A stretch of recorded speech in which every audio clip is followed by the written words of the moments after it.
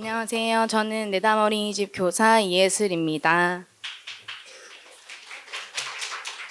저희 어린이집에서 소개할 놀이 사례는 우리는 해녀입니다.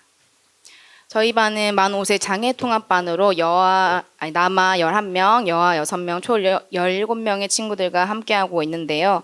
간단하게 놀이를 소개하자면 저희가 해녀박물관에 현장 체험학습이 예정되어 있었는데 전염병이 유행이 돌아가지고 가지 못해서 친구들이 좀 아쉬움을 많이 남겼어요. 그래서 그 아쉬움을 좀 달래보고자 해녀와 관련된 책을 읽기 시작하였습니다. 동화책을 시작으로 다양한 놀이가 진행되었고요. 그 속에서 궁금증을 갖기도 하고 풀어나가기도 하였습니다. 놀이가 진행되며 다양한 고민들이 많이 있었는데요. 교사 공동체를 구성하면서 다양한 생각과 의견을 공유하기도 하고 놀이 지원에 있어 다양한 관점에서 바라볼 수 있었습니다. 또 이 놀이를 통해 우리 원의 변화를 살펴보면 유아들의 해녀라는 직업을 보는 관점이 많이 달라졌다는 것을 알 수 있었고요. 부모님들도 어려운 주제를 가지고 놀이하면서 이 놀이가 과연 가능할지에 대한 불신감을 좀 갖고 계셨는데 우리 친구들이 집에서 하는 이야기나 카페 사진을 보고서는 가정에서 도울 곳이 없는지 여쭤보기도 하시면서 신뢰하는 모습을 볼 수 있었습니다. 또한 교사도 잘 알지 못하는 주제를 가지고 놀이하면서 우리 친구들한테 얼만큼 알려줄 수 있을지 놀이를 얼만큼 진행할 수 있을지에 대한 좀 고민이 많았는데 교사도 함께 배우고 놀이를 할 수 있다는 경험을 하게 되었습니다.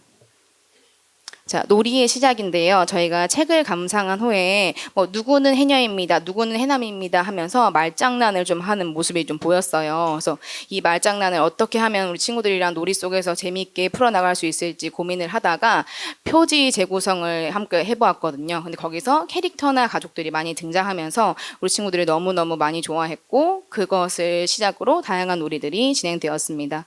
또 동화를 읽다가 바다를 구성하고 싶다고 얘기를 해서 어떤 것으로 바다를 구성하면 좋을지 함께 생각해보고 우리 친구들이 파란 비닐을 제공해달라고 이야기하였고요. 우리 친구들의 요구에 따라서 파란 비닐을 제공하였고 탐색하는 과정에서 좀 넘어지기도 하고 비닐이 날아가서 시야가 잘 확보되지 않는 모습들이 많이 보여서 좀 안전상의 불편함을 느꼈어요. 그래서 친구들이랑 다 같이 얘기를 나눠보면서 불편했던 상황이 어떤 게 있었는지 어떻게 하면 좋을지 하고 안전 약속을 정해보고 비닐을 바닥에 고정하기로 하였습니다.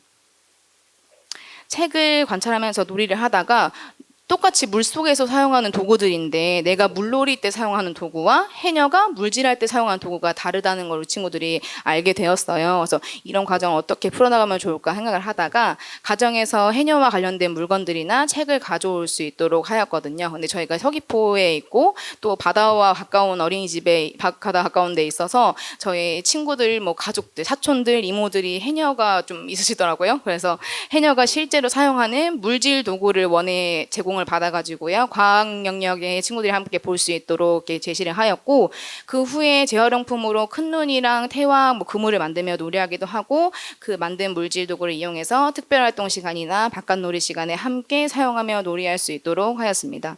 그러다가 뉴스를 시청하고 온 유아가 일본에서 오염수를 방류한다는 그런 이야기를 듣고 왔어요. 그래서 근데 그 안에서 해녀들이 시위도 한다는 얘기도 좀 들었어요. 그래서 해녀들이 시위도에 하는 말을 시작으로 해녀가 하는 일과 중요성에 대해서 관심을 보이기 시작하였습니다. 자, 우리 유아들과 함께 해녀가 하는 일, 해녀의 중요성에 관련된 뉴스를 신문을 찾아보면서 그 과정에서 해녀가 해산물을 채취하는 것 외에 바다에 쓰레기를 줍거나 시위를 하는 바다의 보호자 역할이 될 수도 있고 작은 생물들을 풀어주는 자연 순환을 도와주는 사람이 될 수도 있는 등 많은 역할을 한다는 것도 알게 되었고 또 해녀의 노령화나 젊은 사람들이 해녀라는 직업을 아예 알지 못하는 것처럼 그런 이유로 해녀가 많이 없어지고 있다는 것을 알게 되었어요. 그래서 놀이를 통해서 우리 친구들이 해녀에게 편지를 쓰거나 쓰레기를 줍는 그림을 그리면서 전시하고 싶다고 얘기를 해서 우리 친구들과 같이 하루 평가 시간에 친구들이 만든 작품을 소개하였고요. 우리 다른 친구들도 해녀를 좀 알리고 싶다고 얘기를 많이 했어요. 그래서 우리 친구들과 다음 날에 집에서 부모님들이랑 해녀를 알릴 수 있는 방법에 대해서 어떤 게 있을지 하고 알아오기로 했고요. 다음 날에 얘기를 나눈 결과 우리 친구들이 해녀 박물관을 많이 만들고 싶어 하였고 해녀 박물관에 어떤 게 있는지 알아보기 위해서 홈페이지나 블로그를 관찰했어요. 그래서 그 안에서 해녀 박물관에 어떤 가게가 있었는지 우리 친구들이 할 수 있는 활동은 어떤 게 있었는지 하고 알아보았고요. 관찰이 끝난 후에는 우리 친구들과 함께 역할이나 구성해야 될 것, 만들 것들을 함께 이야기하면서 정해보았습니다. 또 해녀를 저희가 해녀에 대해서 알아보면서 뉴스나 신문 이런 걸 좀 많이 읽었거든요. 그래서 그거에 대해서도 관심을 많이 보이는 친구들이 있어서 해녀 뉴스를 만들어 보고 싶어요 하고 얘기를 하더라고요. 그래서 얘기를 나누면서 어떤 점이 궁금한지 우리가 뉴스를 통해서 어떤 것들이 전달해 보면 좋을지 하고 생각을 해보았고 그걸 또 많은 친구들 앞에서 이렇게 소개를 하면서 우리 친구들이 전부 궁금해하는 질문지를 같이 만들어 봤어요. 그래서 저희 어린이집 앞에 원현관에 포스트잇과 펜을 준비해서 등하원시에 저희 어린이집 부모님들이 생각을 좀 써볼 수 있는 공간을 구성하였고요. 그 의견을 토대로 뉴스를 만들어 보았고 해녀박물관에 뉴스를 들어 많은 사람들의 의견을 한눈에 쉽게 볼 수 있도록 하기로 하였습니다. 저희 친구들이 만든 뉴스 잠깐 시청하겠습니다. 다음으로는 해녀가 없어지는 이유에 생각을 들어보겠습니다. 해녀가 없어지는 이유에 대해서는 젊은 사람들이 해녀를 모르고 힘든 일을 하고 싶지 않아서라는 의견이 많았습니다.